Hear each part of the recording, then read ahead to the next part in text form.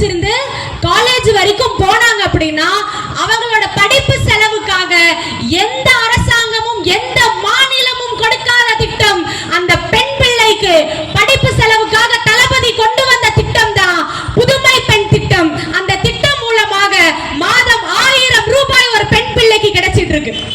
அது மட்டும் இல்லாம பிறக்கிறது பையனா இருந்து அவனும் கவர்மெண்ட் ஸ்கூல்ல படிச்சு காலேஜ் வரைக்கும் போனாங்க அப்படின்னா அந்த பையனுக்கு மாதம் ரூபாய் 1000 என்று தளபதி கொண்டு வந்த திட்டம் தான் தமிழ் புதல்வன் திட்டம். இப்படி ஒரு தமிழ்நாட்டுல மகளிரை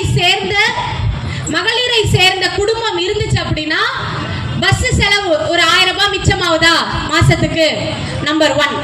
நம்பர் 2, மகளிர் உரிமை தொகை மூலமா 1000 ரூபாய் கிடைக்குதா?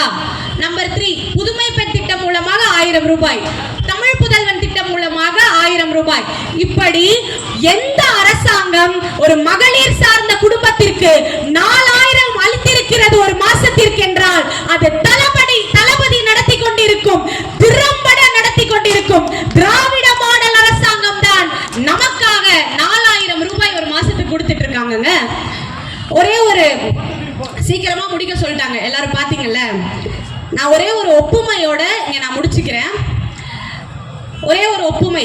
இவ்வளவு நேரம் திட்டங்கள் பத்தி பேசிட்டேன், எல்லாரும் தெளிவா கேட்டுக்கணும். ஆத்த கடக்குறாங்க. என்ன கடக்குறாங்க? நீ என் கைய புடிச்சனா என்னடா? அப்பா என்ன தெரியுமா சொல்றாரா?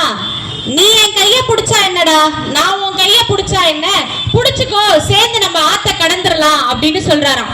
உடனே அந்த பையன் சொல்றானா, அப்பா நான் உங்க கைய புடிச்சனா என்னைக்காவது விட்டு. இது தந்தை பெரியாரின் சுயமரியாதை ஆட்சி, பேரறிஞர் அண்ணாவின் அனல் பறக்கும் ஆட்சி, முத்தமிழறிஞர் கலைஞர் அவர்களுடைய அடுத்தபடியாக தாம்பரம் சட்டமன்ற உறுப்பினர் அன்பு அண்ணன் SRR அவர்கள் உரையாற்றுவார்.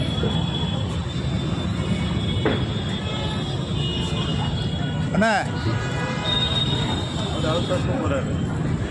இதுக்காக கோடி பாருங்க செம்பக்கம் செம்பக்கம் தான் அவரு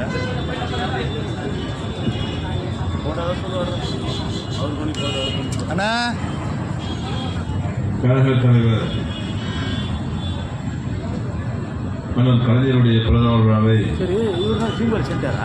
செம்பாக்கம் பகுதிகளின் சார்பாக நலத்திட்ட உதவிகளோடு சிறப்பாக நடைபெற்றுக் கொண்டிருக்கின்ற இந்த கூட்டத்துடைய தலைவர், பகுதி கழகத்துடைய செயலாளர் தம்பி செம்பாக்கம் சுரேஷ்